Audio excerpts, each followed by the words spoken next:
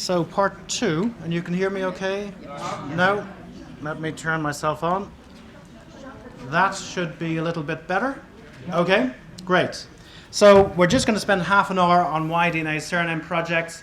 There's not many people in the room that do Y-DNA surname projects, so I'm going to run through this fairly quickly. It is a lot more involved than autosomal DNA, but at least going through some of the tools and software that is available, it'll give you an idea of whether or not you want to start your own surname project and what kind of support you can get from the community. Now, these tools are usually developed by volunteers, and there have been some great tools developed in recent years. They continue to be developed on an ongoing basis. But if you are really interested, I have 2 presentations. This is the first of them on my YouTube channel. And again, my YouTube channel is DNA and Family Tree Research. And the first of these presentations is how to group your project members using markers of potential relatedness. So we're going to look a little bit at that. And these are the markers of potential relatedness. The first one, pretty obvious. Two people have the same surname. You and me were Gleasons, so we might be related. That's a marker of potential relatedness. The second one is genetic distance. The third one is the TIP24 score. The fourth one is the genetic distance demarcation. The fifth one I'll talk a little bit about is rare marker values and unique STR signatures. The sixth is Snip testing. And then we have Snip prediction using matches terminal Snip analysis, which is something I'll talk about as well.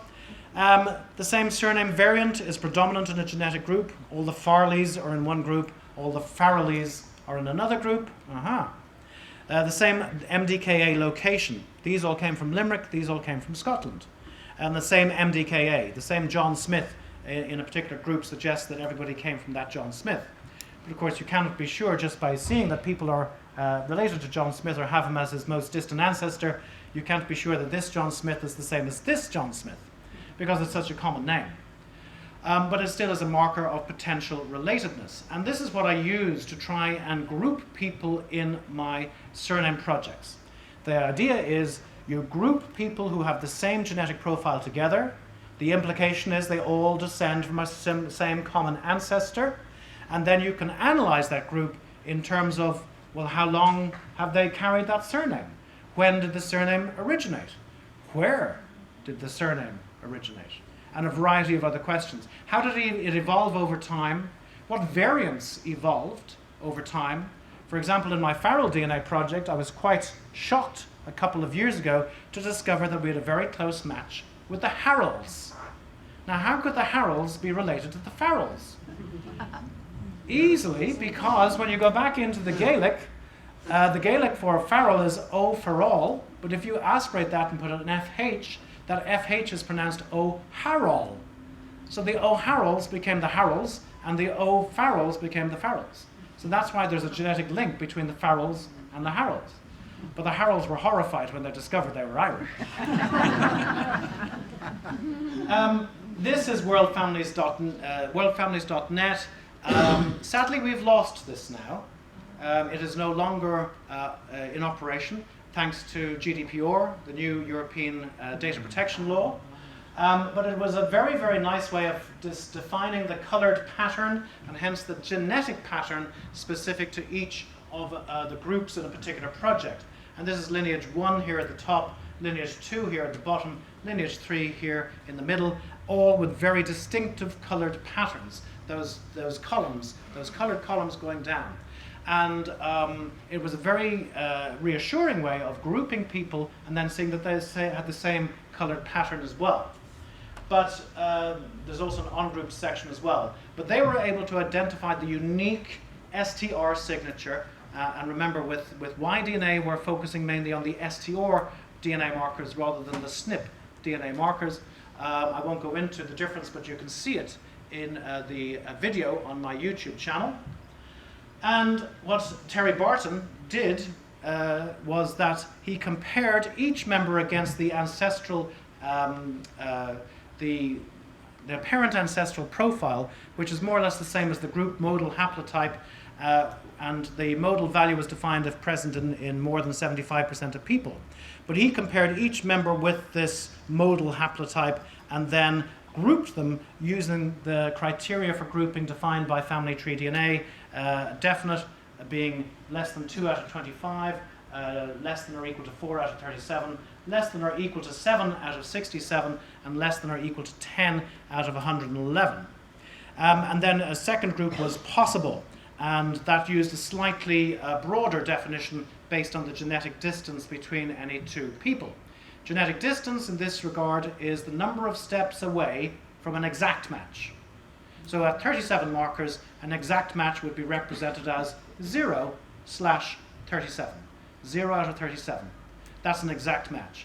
An exact match at 25 would be 0 out of 25. At 67, 0 out of 67. And of course, the more steps away you were, the more distant the relationship was between yourself and your match. We've lost all of this, which is a great pity, because this was done automatically. Every night, they ran through the entire database, and any new members were automatically grouped into the appropriate group on the more than 9,000 surname projects that we have at Family Tree DNA. And if you use the World Family Network website, it did it automatically and took a lot of the work out of this grouping process for you. But unfortunately, we've lost this now, and we have to there is a substitute that you can use, and that is Chase Ashley's family grouping app. And this is beautiful in its simplicity. If you have if you started a family surname project on Family Tree DNA, you'll have a URL, an address for that particular project, for the results page. If you put in the link to the page, put it in that box there, and then click on Submit, it will actually group people for you automatically. So it'll automatically group them into specific genetic groups, just like you saw at the beginning, each with their specific colored genetic signature. So this does it for you automatically. The trouble with the URL is that it only groups those people who have agreed to have the results publicly viewable. And a lot of people have kept them viewable just within the project. Some of them have kept them private. So if you do want to get a more greater overview, then you have to submit a CSV file, and you can download that from the Family Tree DNA website. I'll show it to you on the next slide. But that looks at all of the kits in your project, and it allows you to group them automatically, and that saves you a lot of time. And especially if you're a new project member or a new project administrator, and you're just getting used to the idea of doing a surname project, this really helps you get an idea of how to group people together, and saves you a lot of the legwork. So he's also thinking of producing a cladogram. A cladogram is just really generating a family tree from the DNA. So you have all of these DNA markers, and you can put them into a tree and see how the tree branches, just like you would with ancestors and all of their descendants, except we're using DNA markers instead of real people. So that is going to be in development as well. Now, this uses a different grouping process to the worldfamilies.net process. They initially group kits as per the Family Tree DNA criteria, and there you see them there, less than or equal to 4 out of 37, 7 out of 67, 10 out of 111, so that no one within a group has a genetic distance higher than 4 out of 37 to everybody else within the group. So it's a very, very tightly knit group. That's the initial step. The second step is then to merge overlapping groups, because you might find that Group A here has a slight overlap with Group B here, which might have a slight overlap with Group C here. He then merges them all into overlapping groups, and in that situation, some kits will have a genetic distance greater than 4 out of 37, but usually they will not be more than 4 out of 37 to the modal haplotype, which is simply the most frequently observed values for each of the markers across all the markers tested. So most kits will be less than or equal to 4 out of 37 from the modal haplotype, but as we shall see, The maximum genetic distance then between any two group members can be very high. And I was quite astounded when I actually used this with my Gleason lineage 2 group. That group is from North Tipperary, and this is the results when I put it into the Chase Ashley's tool. You can see here, this is lineage 1 from the project, and everybody in lineage 1 is nicely assigned to group 1 by the tool. So it calls them group 1, group 2, group 3. We happen to have lineage 1 assigned to group 1. For the North Tipperary Gleasons, however, and here they are here, lineage 2 North Tipperary, a lot of them were assigned to group 2, but one of them was assigned to group 3, which is a completely separate group. One of them is assigned to group 4, which again is another completely separate group, and one of them is assigned, well, it hasn't been assigned at all. It wasn't actually assigned to a group.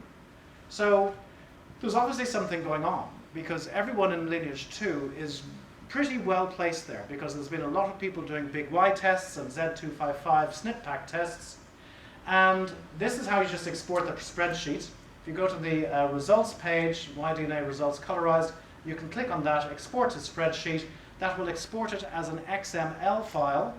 So you'll need to launch Excel, launch the file in Excel, and then save the file as a CSV file. So that's the process for actually creating the CSV file from your project results when you're logged in as a project administrator. And this is my Gleason lineage 2 tree that I've constructed, again, using Excel and simply putting colored lines in and bars and that sort of thing. But you can see that there are 11 branches that have been verified by Snip testing. So this isn't just guessing. This is the established tree for the Gleasons of North Tipperary. They all go back to this point here, which is characterized by the Snip marker A5631. And you can see that after that point, there's this branch here, branch F, that branches off very, very early. There's some other branches that branch off relatively early, and then there's some clusters of more closely related branches down here. From branch A, A1, A2, branch E, B, E, D, and C1 and C2. So this is a tree that I've worked on using a combination of the SDR markers and the Snip markers. It's fairly robust, and I'm fairly sure that this is the best fit tree for the Gleasons of North Tipperary. But this is where Chase Ashley placed the group 2 people and the group 3 people. So a lot of the Gleasons who fell into group 2 belong to branch F, which is an ancient branch of the Gleasons of North Tipperary. All the other ones were grouped into group 3. But not only that, there were several outliers that were not grouped at all. But I do know that they should belong in the tree. One of them was a genetic distance of 5 out of 37 to everybody else in the group. And that's why he didn't belong in any of Chase Ashley's grouping. Another one was a genetic distance of 7 out of 37 to everybody else in the group, and yet his Snip marker testing indicated he firmly belonged in the Gleasons of North Tipperary.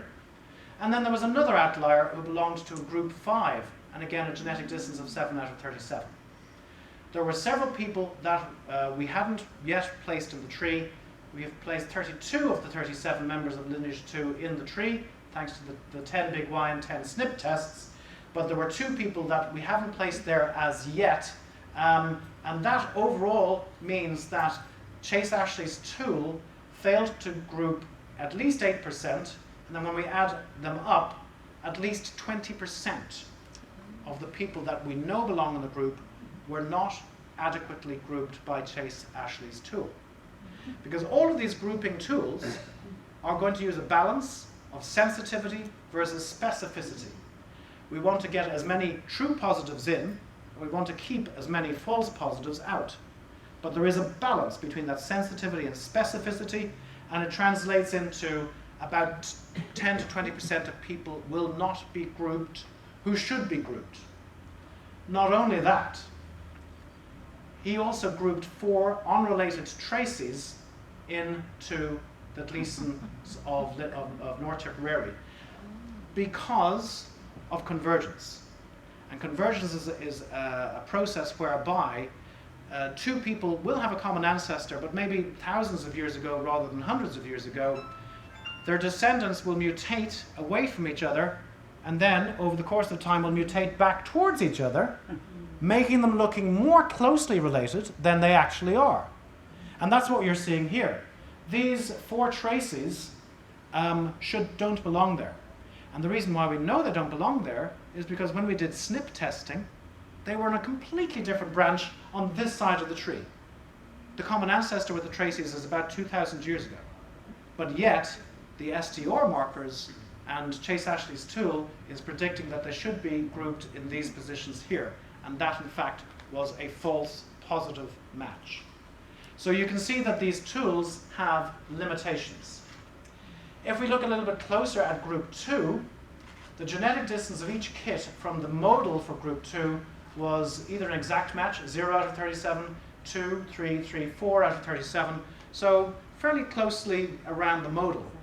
But when you actually look at the distance between any two members in group 2, you're getting a maximum genetic distance of 4, 4, 6, 6, and 7 out of 37. So you can have people with a genetic distance of 7 out of 37 still being related to each other in group 2. They wouldn't appear in each other's matches, because you only appear in someone else's matches if the genetic distance is less than or equal to 4 out of 37. So the 7 out of 37 match would not appear as a match to the other person in group 2. That was group 2. Look what happens when we look at group 3. The genetic distance to the modal is maximum of 9, 10, 12, 13, 13, 37. Oh, that's group 3, sorry. This is group 2 to the group 3 modal. In group 3, the genetic distance from the group 3 modal was 2, 3, 4, 5, or 6, but the maximum genetic distance between group 3 members went up to 10 out of 37, and the maximum distance between a group 2 member and a group 3 member was 13 out of 37. 13 steps out of 37. And these, group 2 and group 3, remember, go back to the same SNP. The same SNP marker, A5631, which is about 1,000 years old. They are Gleasons, they're related to each other, they share the same SNP marker, but the genetic distance is as much as 13 out of 37 between any two members of this overall group. So these are the kind of problems that we still have with any tool that relies solely on STRs for grouping people together. And it points to the fact that we do need to do downstream SNP testing either with the big Y or a Z255 SNP pack in this situation to try to clarify who does belong in the overall tree and who is an interloper and should be put outside of the tree. 80 to 90% of project members... Sorry? Keith, question. Before you go off that. Sure. There are thousands of these groups in the world. Are they using all the same method? Thousands of groups, thousands of surname projects in the world? Surnames, geographic, whatever, yeah. ethnicity ones. Are they all using these sort of methods, or are they doing something different? Not all of them, actually. You know, the way that... Some of them have enormous numbers of ungrouped. There are enormous numbers of ungrouped because we're still waiting for more people to join the database. Yeah. Currently, Family Tree DNA is the only company that does Y-DNA testing. And they currently have about 610,000 Y-DNA tests within their database. So we will need to have more and more people need to do the big Y test as well. One more question. Sure. 37 markers, when do you go to 67 or... Great question. Why aren't they doing that in these groupings? Y-DNA 37 would be the standard test to start off with. You would only need to upgrade to 67 or 111 markers in certain specific circumstances. I think we're reaching the stage now where we're almost going to say, start with Y-DNA 37 and then do a SNP pack. Because that'll help place you on the tree of mankind. And it's very, very important to know exactly where you sit on the tree of mankind because you want to see who your neighbors are genetically. Because that will actually give you clues to the origin of your particular surname. So for example, with my Gleasons, their closest genetic cousins are the Carrolls, the McMahons, and the McCarthys. And when you look at that on an old map of where the clans actually sat in Ireland, the Gleesons were in North Tipperary, the McMahons were across the border, the Carrolls were just south of them, or to the east of them, and the McCarthys were just south of them. So it seems fairly clear that this group of genetically related surnames probably had a common ancestor maybe 2,000 or 3,000 years ago. So that now starts bringing you back into that ancient annals history, which is a very, very interesting topic for research. So to summarize then, the tools that are just based on STRs group about 80 to 90% of project members, but extreme outliers will be missed. And you can see in this, the Gleesons of North Tipperary, the branch F was grouped as an entirely separate group to group 3. Group 2 and group 3 were completely separate, when in fact we do know that they do descend from a common ancestor about 1,000 years ago. Convergence is a problem, and that's why we had the traces appearing there when they shouldn't have. But there are certain things that we can do without doing SNP testing that actually can help further group these people, and these would include the matches terminal SNP analysis, rare marker values, and unique STR pattern. So looking at a few of these in turn, we've already seen the unique STR pattern that was beautifully illustrated on the World Family Network website, which unfortunately is no longer there, and you've seen these ones as well. The rare marker values, the tool that I use for rare marker values is Leo Little's spreadsheet. And Leo Little was a very accomplished genetic genealogist who sadly passed away about 10 years ago or so. And he has identified the frequency of each of the 67 STR marker values for 6 of the most common haplogroups, including E3A, E3B, GI, J2, R1A, and most importantly from the point of view of my Gleesons, R1B, which is the most common haplogroup in Western Europe. And my Gleesons belong to that one as well. So you can see that for this first marker here, marker 393, these are the values for haplogroup E3A. These are the values down here for haplogroup R1B. The value of 12 occurs in about 4% of people, 13 in about 91% of people, 14 in 5% of people.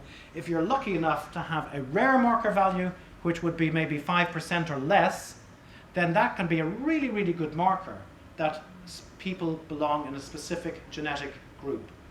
So it's allied to the unique STR signature, but this is a very useful way of seeing if anybody in your project or any particular group in your surname project has a unique marker value, as a rare marker value.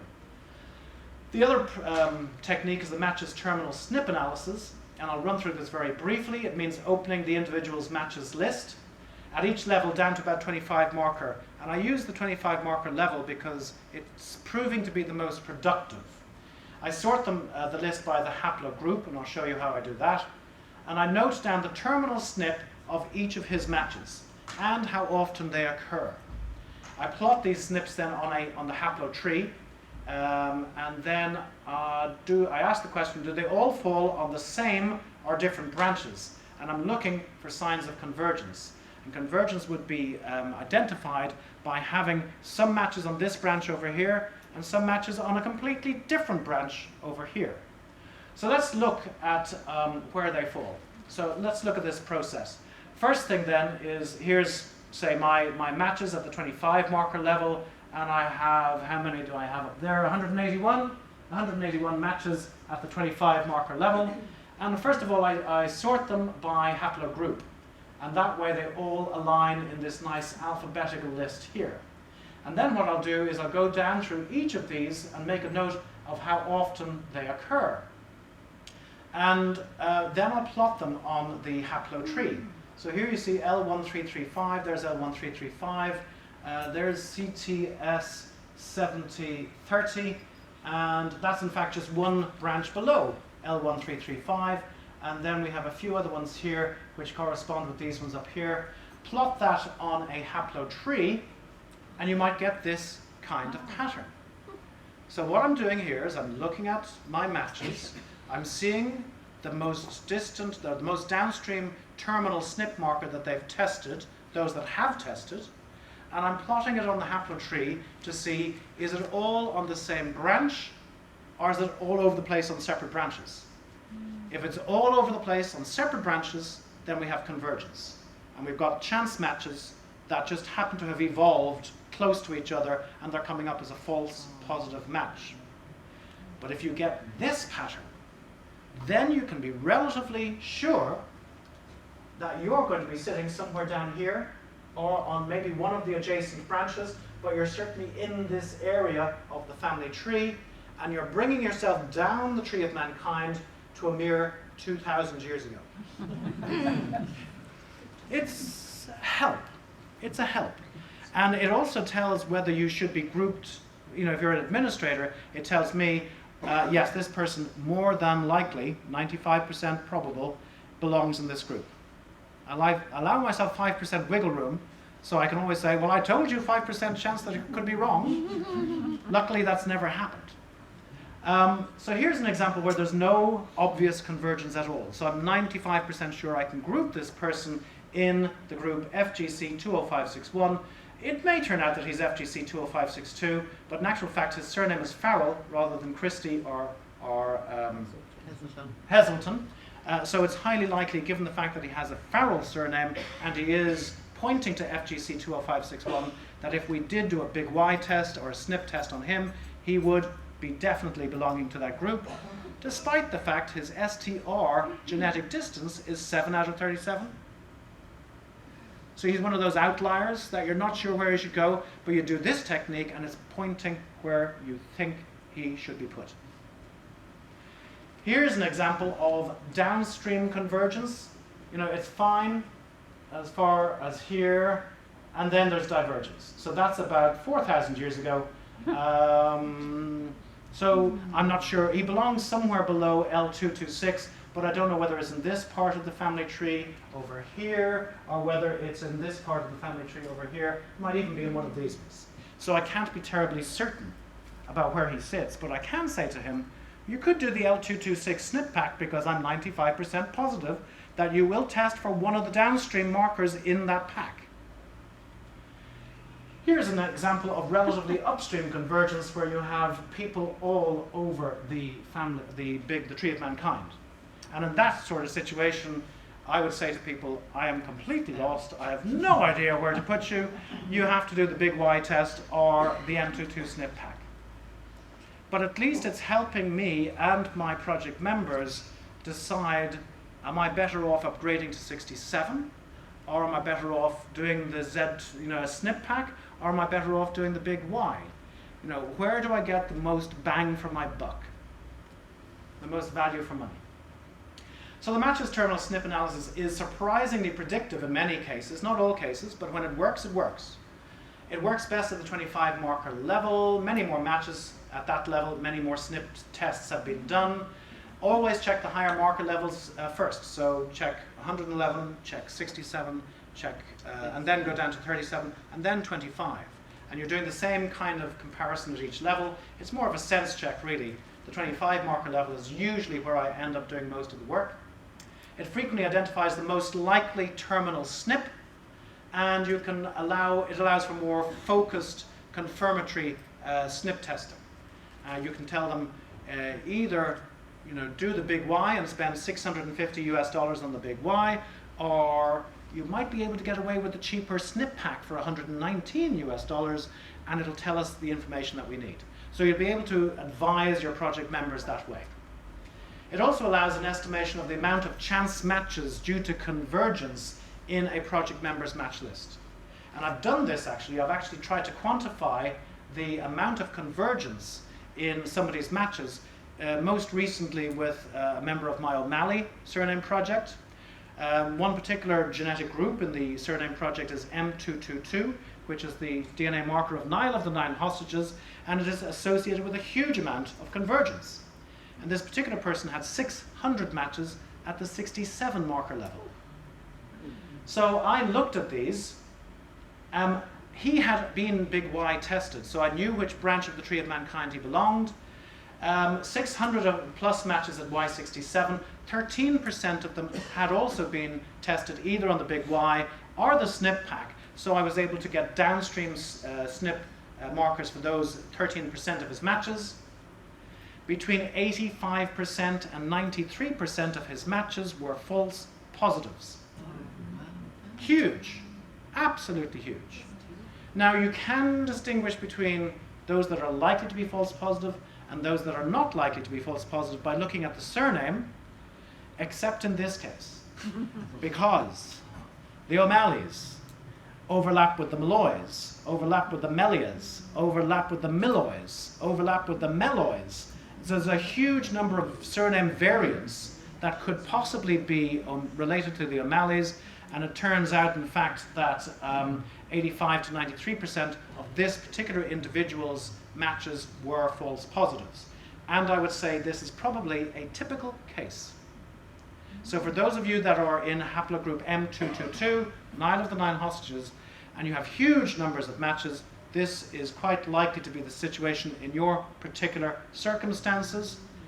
The majority of them will be false positive matches, so tread carefully. Lastly, I have another YouTube video called How to Build a Mutation History Tree, and you've seen an example of my mutation history tree for the Gleasons of North Tipperary, and I've used an Excel spreadsheet to do that, but this video takes you through the process I used to actually build the tree. It's a fairly logical process, but it's fairly time consuming. Wouldn't it be great if we could do it at the push of a button? The good news is we can. And Dave Vance has actually introduced a new piece of software that I'm going to tell you about. This is just to show you the big tree. And this is another very, very important tool to use. If you've done a big Y test, you should definitely send your DNA to Alex Williamson, who runs the big tree.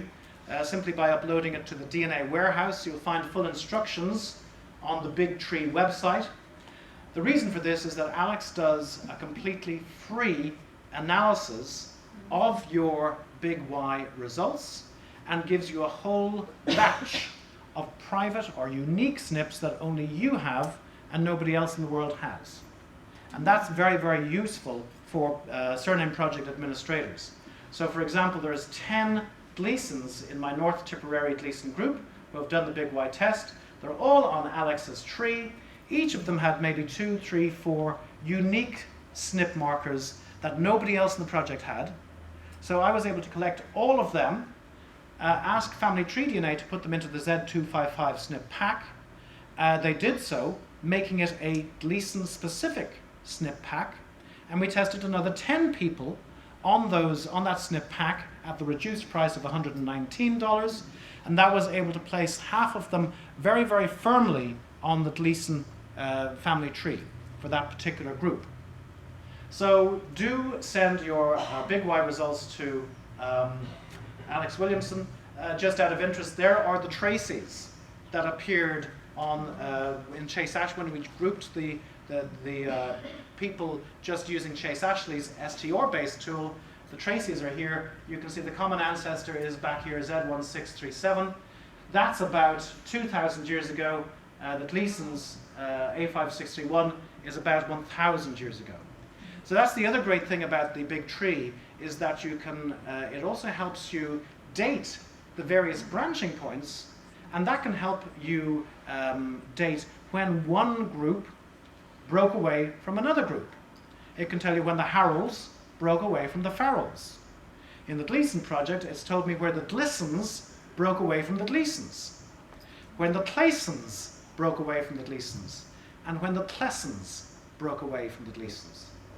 So these are surname variants that I would never have thought would be associated with the surname Gleason, but SNP marker testing has shown that they are in fact related. This is the tool developed by Dave Vance. It's called the SAP tool, and it generates mutation history trees from SNP, SDR, and genealogical data, and it also dates the branching points in the mutation history tree.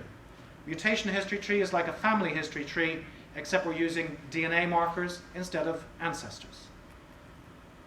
And he gave a very useful presentation at Genetic Genealogy Ireland last November, and you can see this on the Genetic Genealogy Ireland Facebook page, and that's the permanent link. So do join the Genetic Genealogy Ireland Facebook group and then click on that link to actually take you to Dave Vance's talk. And that was given on October the 21st. So this is the output from the SAP program. He's working on making it look more user-friendly, but you can see that there's these various nodes. He actually documents each of the mutations that occurred between the different nodes, the different branches. But importantly, he actually gives you the time to most recent common ancestor, an average with a range around that average. So it's a very, very useful tool for dating the branching points in the family tree, the greater family tree for your surname. One caveat is that this is statistically accurate and genealogically inexact. So, and that's always the way it's going to be. So it'll give you an estimate of 1700 plus or minus 400 years. Now, plus 400 years from 2100 is from 1700, hasn't even happened yet. So the trouble with these estimates for the branching points is that they are very, very crude. They are exact, statistically inexact, genealogically.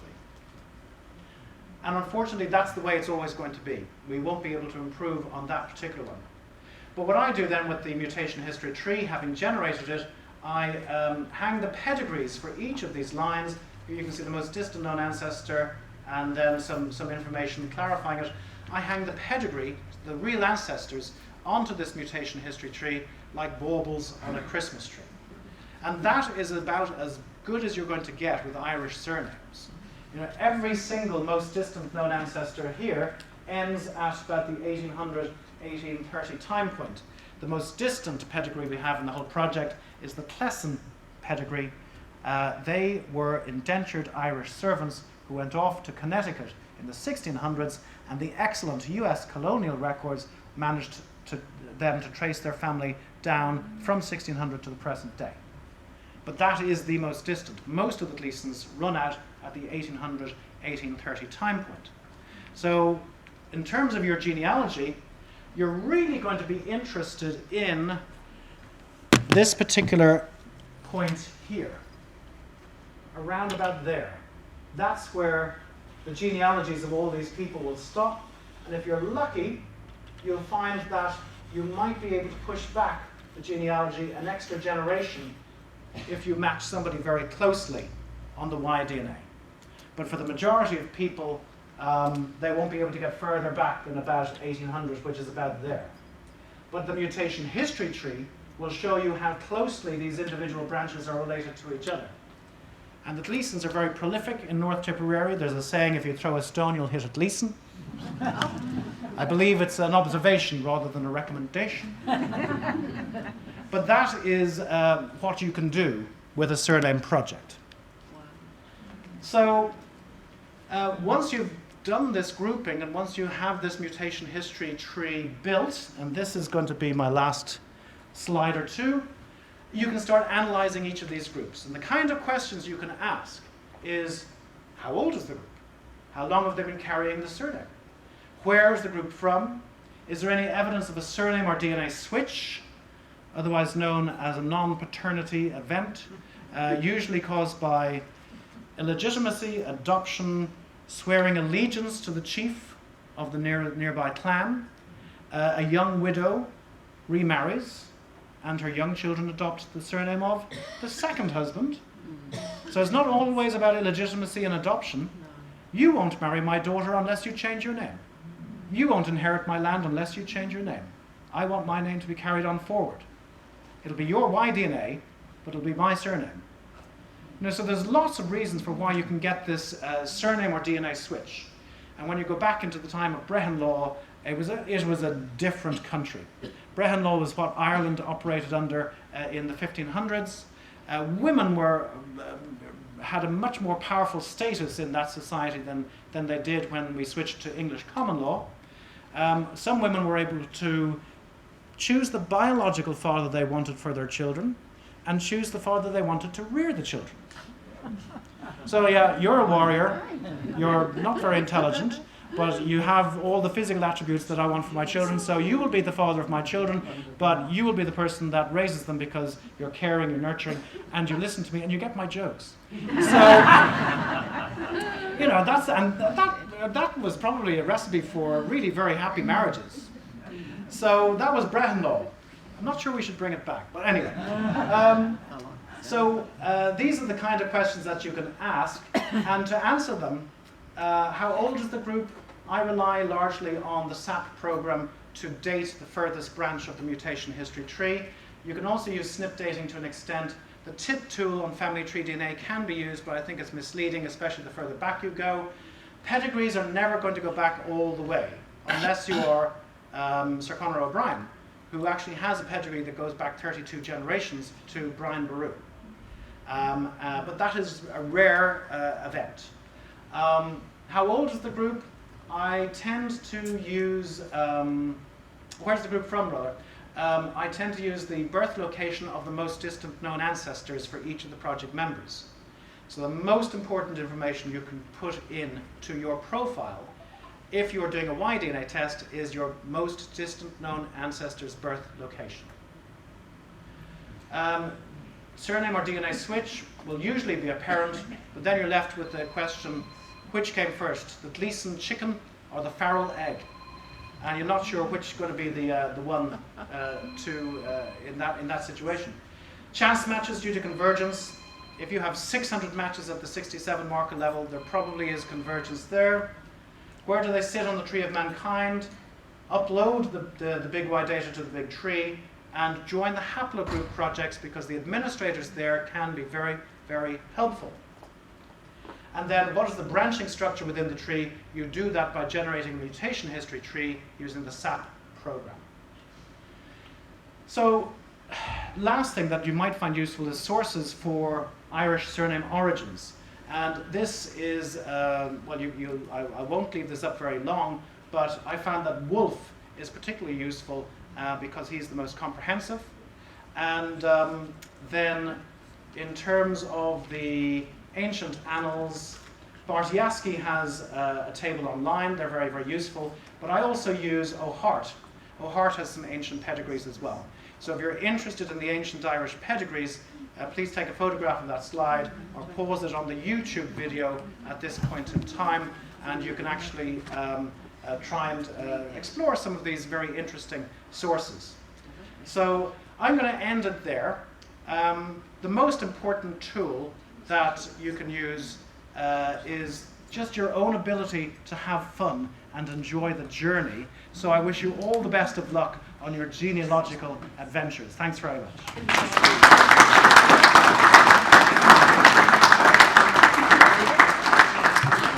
We probably have a time for some questions, Don. No. No? We have to get the chairs up. No questions. I'll be outside anyway if anybody has any questions. But Okay. I mean, Morris, by the way, was heading off out of New Zealand today. He changed his plane to get a later plane so that he was able to come and speak to us this afternoon. That was quite a task. Thank you very much. When there's a cup of tea at the rear there, everyone, we stack the chair, have to, into the rule of the library, have to stack the chairs along that wall, a couple of metres high. We stack the tables on the rack there. So it should all help. The green chairs you have to stack in the next room. Okay? Thank you all for coming, and we thank Morris. pleasure. Wonderful. Thanks very much for having me. Good luck. Ciao, ciao.